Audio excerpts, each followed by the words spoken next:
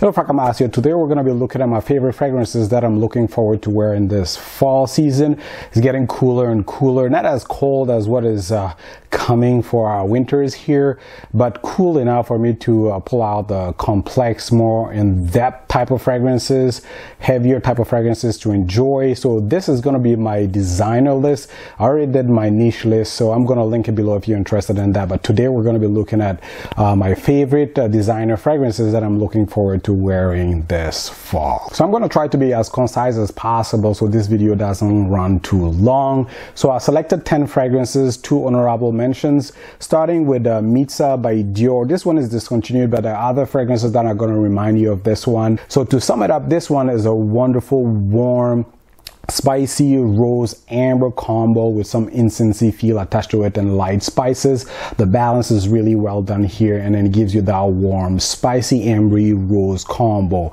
and it lasts for a long time. I really enjoy it during the cooler season. The next honorable mention is gonna be still from the house of Dior. Here is gonna be Dior Homme Intense. I love the parfum version. I tend to wear that during the winter colder season, and then Dior Homme Intense, I like to wear that during the fall.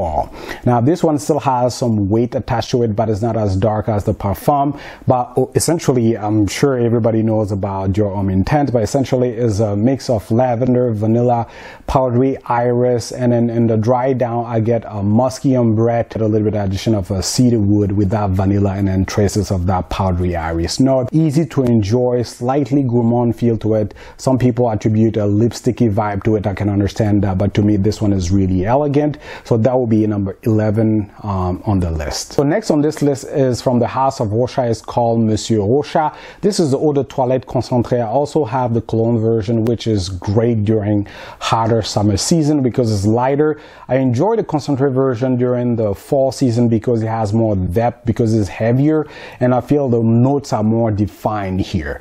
Now my daughter loves this one. I can still understand why she loves this one, because this one has a really dated feel to it. My wife, on the other end, does not like this. Again, she says that this one is too mature for her, but I really enjoy this one because of the feel that it gives, that elegant, mature, kind of dated feel, but I do enjoy what it gives me here. Now, this one in the opening and then the dry down is kind of contrasted. It starts fresh, but it dries down really warm and enveloping. So at the top, what I get is a fresh, spicy carnation floral accord with an aromatic lavender and chamomile attached to it, with a slightly fougere, like soapy like vibe attached to it, almost like an aftershave feel to it in the first hour or so. Now the magic happens in the dry down, where it becomes warmer with the addition of a leather, mossy, woody, aromatic feel to it, and there's this warm sweetness that is coming from something that smells like tonka bean. And then far in the dry down I get a little bit of vetiver and patchouli attached to it, really well blended, elegant and gentleman-like, but a dated feel attached to this one, so you have to keep that in mind. Now this one, like I said, the winner for me is how seamlessly blended the fragrance notes are, and then how dated but still sophisticated it smells to my nose. The level of complexity that I get out of this one is really outstanding. This is something that you can easily find in the higher priced niche fragrances in today's world. So next we're looking at an offering from the house of Desprez. It's called Versailles pour Homme. This one is not much talked about, but it's a fantastic fragrance. I'm sure you heard about Bal à Versailles, which is complex and in a grand fragrance. You get the same type of complexity in Versailles pour Homme. This one, wonderful. Again, it comes off with a lot of notes, but eventually it calms down and then becomes this refined oriental type of fragrance. At the top, what I get though is a green, woody, aromatic, camphorous feel from sage and pine, but is quickly softened with some florals, mainly a spicy carnation, a little bit of jasmine, but that is sprinkled with the spicy cinnamon and a little bit of vanilla. Now this fragrance doesn't go overly floral because it's well balanced with some balsamic woody tones as well, but as it evolves though, the magic happens in the dry down. It transitions to this elegant oriental woody scent with a base of incensey sandalwood mixed with towards cedar, and you still get traces of that spicy carnation and cinnamon and light vanilla attached to it.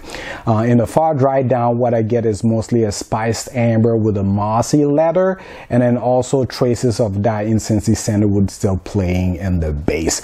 Really well done fragrance, complex. This one doesn't feel dated to me. If anything, is something that can be found in those high priced niche fragrances nowadays. So I recommend you definitely give this one a try. If you love Bala Versailles, this one is not as grand and mature leaning as Bala Versailles. If you're worried that this one is going to lean too mature, don't be. This one is really elegant and really well done. So give it a try. Next, we're going to be looking at the house of Guerlain. If you've been watching my channel, you know I love Habit Rouge, so I can't skip putting that here. So this is going to be the EDT or EDP version. So essentially this one is a mature fragrance, so it's not going to be something that is going to please a lot of people, especially if you're looking for something that is modern. This one is not going to be it because it has a personality that is bold, is mature, and it doesn't hide that fact. So this one is centered around spicy rose carnation combo. At the top you get a lemony vanilla combo and citruses, and in the base you get this ambery spicy tone but also a slightly leather feel attached to it. And then depending on the version, for example, the EDP is going to have a darker woody note attached to it. I really love this one because, like I said, it's bold, warming. It has this oriental powdery feel to it, almost Shalimar-like feel to it, and I really enjoy that DNA. So I can't go without this one for the fall season. Next, we're looking at the house of Roberto Capucci, and it's going to be Punjab. I have a big bottle here because I love this one and I don't want to run out of it. This one, lots of notes, but the way it opens up and then the way it dries down, the dry down especially, is really amazing. Now the opening, it can be kind of a chaos because I can feel the notes just battling to find their spot in this composition, but when it is all said and done, and then the notes are lined together, the mossy, warm, spicy, leathery, ambery touches that I get in the dry down is just to die for. A little bit of incensey feel attached to this one as well. But the opening is kind of different. The opening is a lot of soapy aldehyde with a lot of musk, and then sweet camphorous notes that are coming from a lot of juniper, fir balsam, and then pine. But you also get light floral, of course, there, spicy notes, and a little bit of leather amber, and then moss, like I said.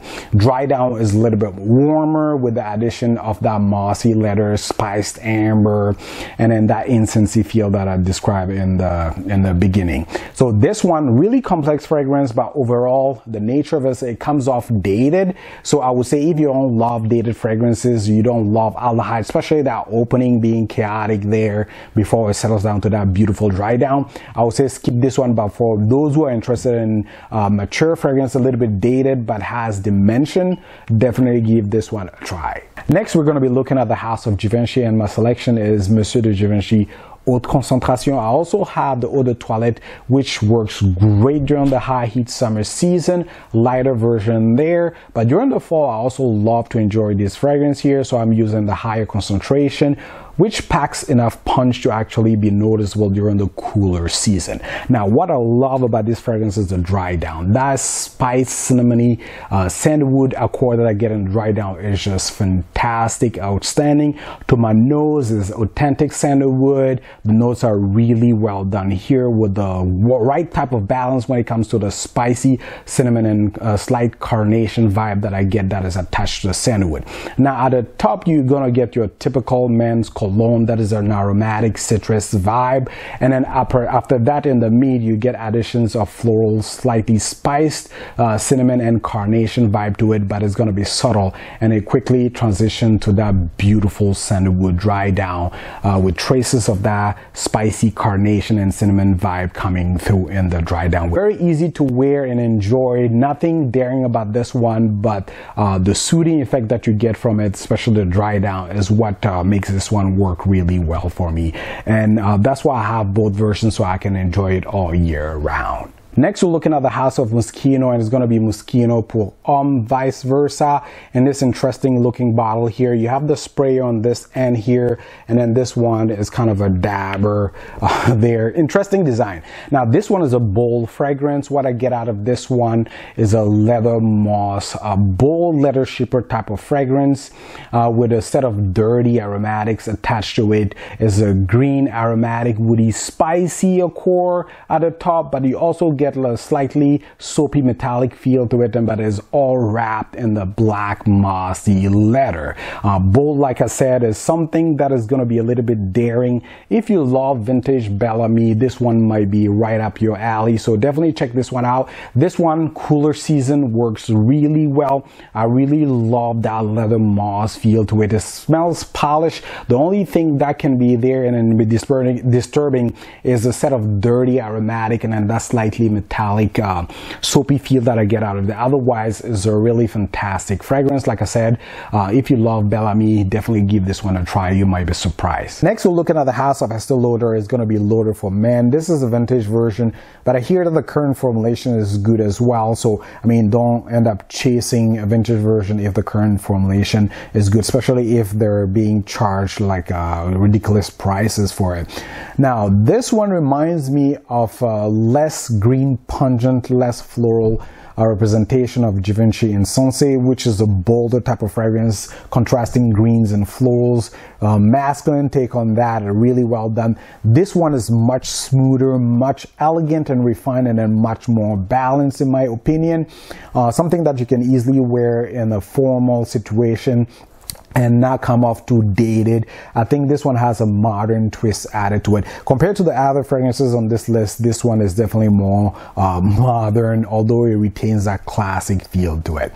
Now, this one at the top, what I get, it is fresh, airy green, of course, with a set of citruses. Then comes the mossy tone. I also get subtle floral touches attached to this one. Like I said, really elegant, refined, easy to wear, has a classical gentleman feel to it, but also a modern feel to it. Smooth, not overbearing in terms of performance or loud. It's just really well refined and well done, easy to wear. Next, we're looking at the house of Ricci, and it's going to be Phileas. This one is a wonderful classic, but with a modern twist. This one still has a modern twist attached to it.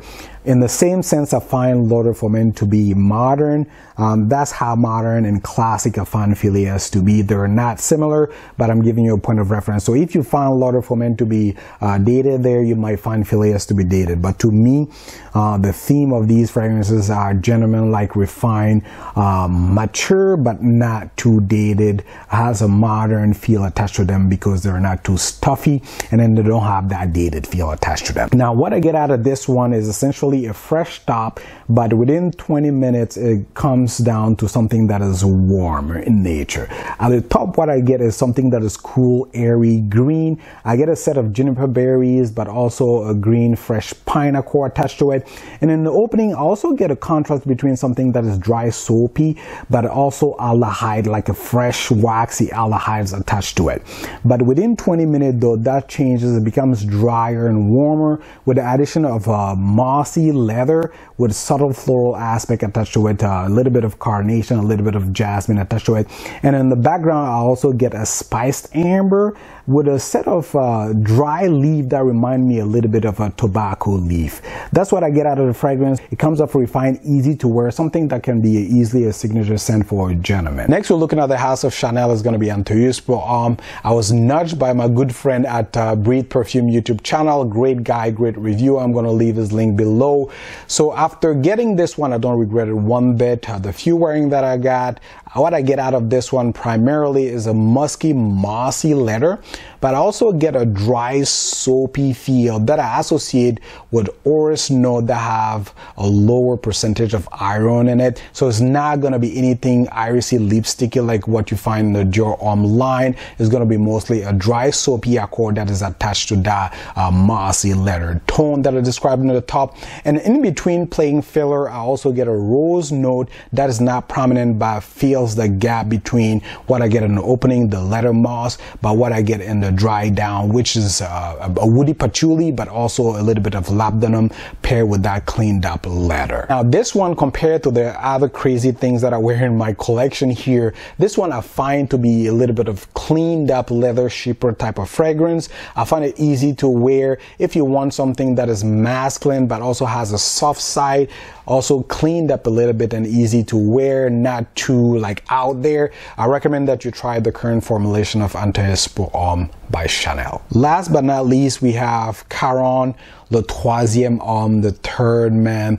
This one is another classic gentleman fragrance that is centered around an aromatic lavender that has aspect of anise-like facets, but is paired with a heavy, spicy, sweet, warm clove core with a lot of patchouli.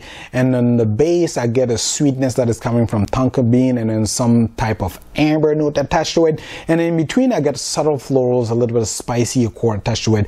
I think it's jasmine and carnation. Again, it seems like those older fragrances tended to use those bold floral notes, like carnation tend to be repeated in a lot of fragrances that I have here.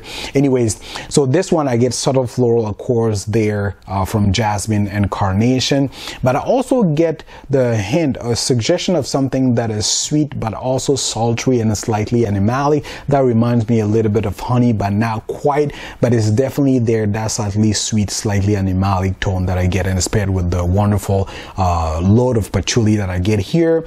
So it's gonna be around aromatic lavender, a lot of patchouli, sweetness from tonka, and subtle floral notes attached to it with a hint of slightly sweet animalic tones attached to it. Wonderful, easy to wear, doesn't feel dated to me, is still relevant in today's world. And then for the price that is actually going for right now, is just a still well blended, refined, like I said, gentleman type of fragrance with a modern twist. Is not outdated at all. So definitely give this one a try. So this concludes my designer list for fall that I'm really excited to try. By now you've noticed a pattern here. I tend to go for the mature, complex type of fragrances. I don't remember last time I actually bought like a newer designer release, because those tend to be streamlined and then thin in nature. So I tend to go for the mature, older releases that have more depth, complexity attached to them. Some of them because of the ragged nature in the composition as well. So that's where I'm at. So obviously going through this list, if mature vintage fragrances are not your cup of tea, the ones that I've mentioned to be dated or mature, definitely skip those. For those who are interested in those type of fragrances and you love or thrive or are happy, excited when you try those older type of fragrances, dated, slightly mature, definitely give those a try if you've not already done so. If you tried some of these, let me know what you think of them. Again, thank you for watching. Please comment and subscribe, and let me know which ones you're gonna be excited to try out of the collection this fall.